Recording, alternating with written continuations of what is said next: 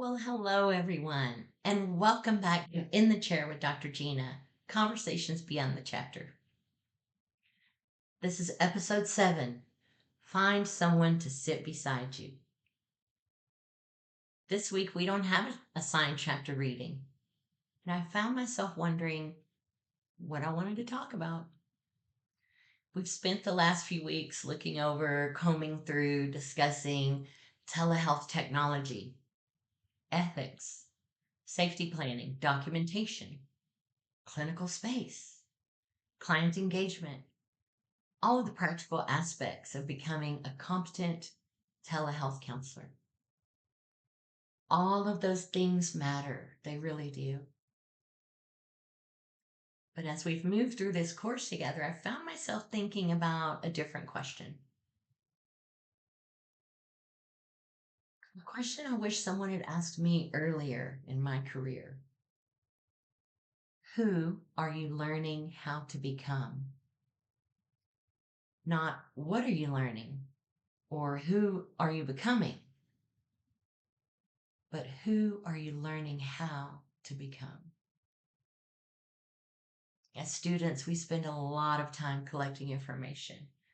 We learn theories, interventions, diagnostic criteria, legal requirements.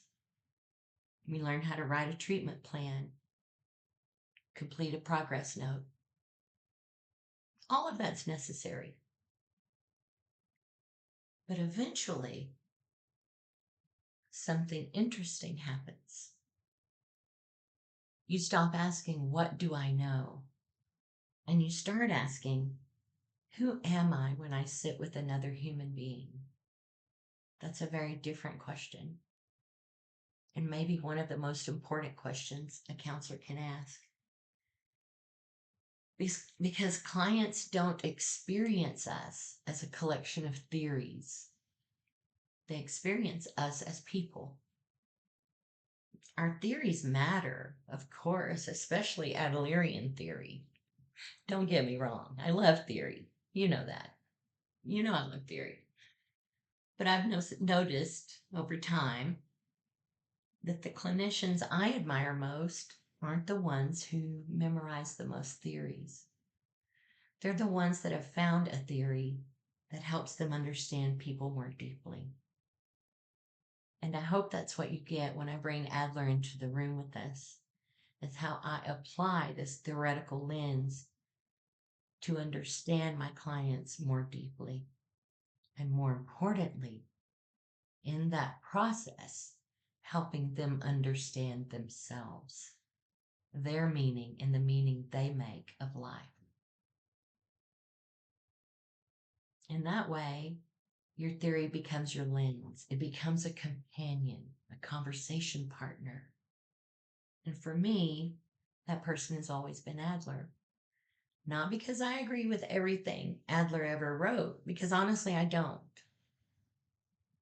But because every time I return to his work, I find questions worth asking. Questions about belonging, about purpose, about courage. Questions about what people do when they become discouraged.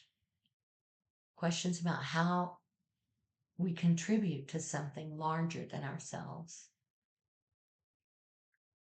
Adler has become one of the people I sit beside when I'm trying to understand human beings. And over the years, I've noticed most experienced counselors have someone like that. Maybe it's Rogers. Maybe it's Satir. Maybe it's Mnuchin. Maybe it's Ellis or Beck or Frankel or Yalom. Maybe it's someone you've never heard mentioned in one of my classes.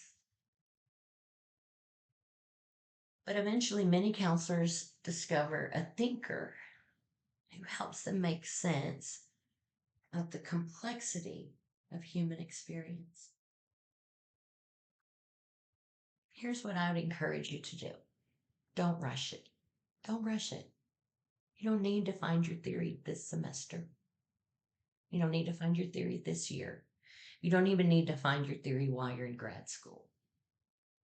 Read widely, stay curious, borrow ideas, experiment, challenge assumptions, change your mind, pay attention. Whose ideas keep following you around? Whose books do you keep returning to? Whose questions continue to feel important? Because that might tell you something about your theory. One of the things I've learned from rereading Adler this summer is that theories mature as we mature. I read some of these same passages 20 years ago when I wrote my first book, my dissertation, Wilsonian Organic Neuroplasticity, came from that, my own original intervention. Because I believe Adler was, in fact, the first neuroplastician, with his notions of previsioning and imagining, and how they could stir up a special energy in such a way that the body can follow the mind. And our good neuroscientists have proven that Adler's ideas were, in fact, evidence-based and solid. So I'm rereading some of these works as I prepare to write and present in the coming year.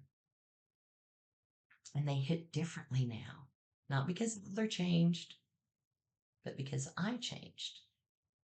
Theories aren't static, they're relationships. We revisit them as different versions of ourselves, and they reveal different things each time. That's part of why I think counselor development is so fascinating. We're not simply learning how to help people. We're becoming people capable of helping people. Those are not the same thing.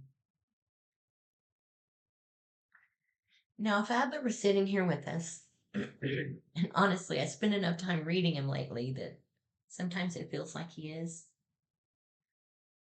I think he would probably remind us of something simple. He would remind us that people long to belong. They long to matter. They long to contribute, to make a difference. And most of their struggle makes more sense when we're able to view through those lenses.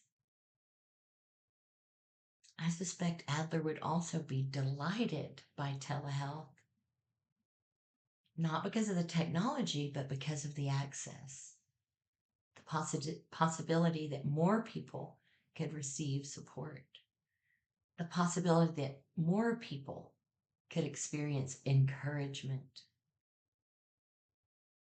the possibility that distance no longer has to prevent connection. That sounds very Adlerian to me.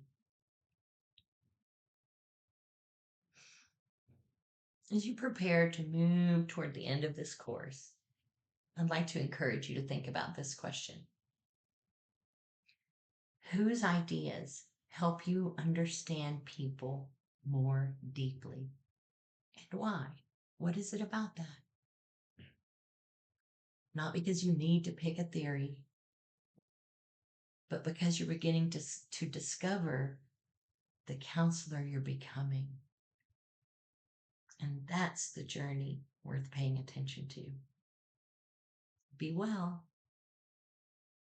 And until next time, where I'll meet you here, back in the chair.